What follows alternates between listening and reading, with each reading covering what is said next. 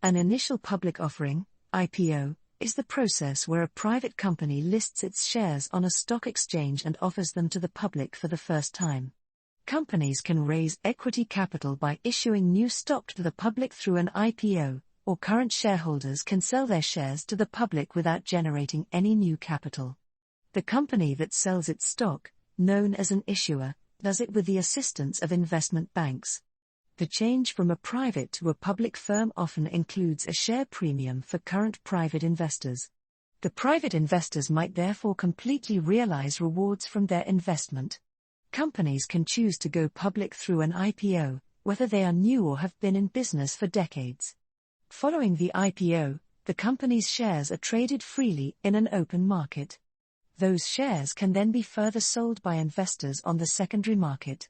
A privately held company becomes a public company through this process, which is informally known as floating or going public.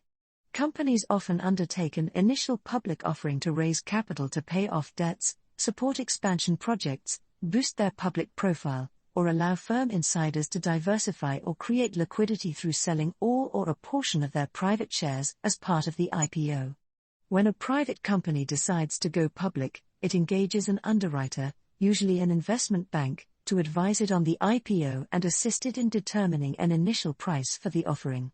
Underwriters assist management in preparing for an IPO by drafting important documents for investors and scheduling roadshow meetings with potential investors.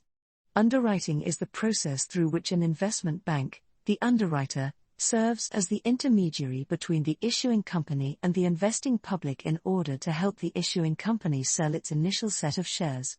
The issuing company can choose different arrangements with the underwriters. This could be a first commitment, an all or none agreement, a best effort agreement, or a syndicate of underwriters. In a first commitment agreement, the underwriter buys the whole offer and resells the shares to the investing public, guaranteeing that a certain sum of money would be generated. An all or none agreement says that the offering is terminated if all of the offered shares cannot be sold.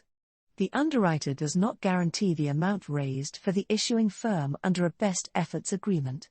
The lead underwriter assembles a group of investment banks and broker-dealers, known as a syndicate, to offer shares of the IPO to institutional and individual investors under the syndicate of underwriters' agreements. The underwriter typically drafts the prospectus and other documents necessary for the IPO process.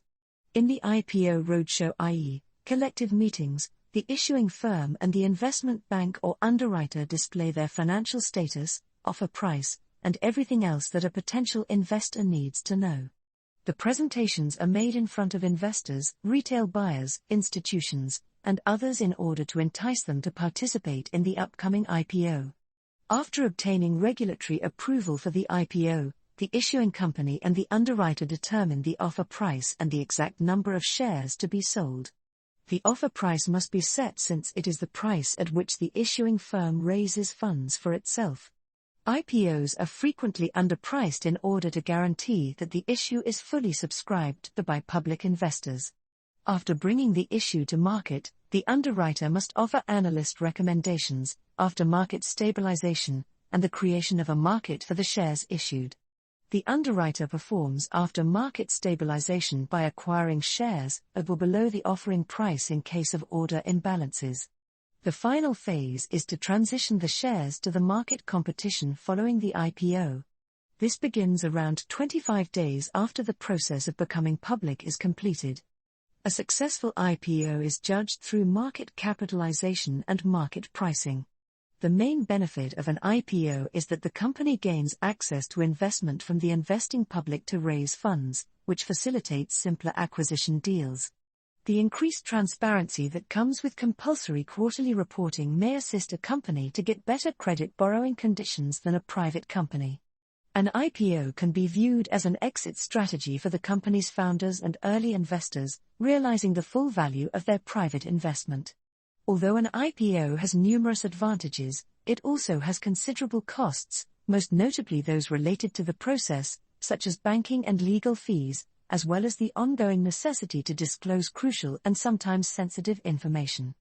As with all investment types, IPOs can be rewarding, but profits are not guaranteed.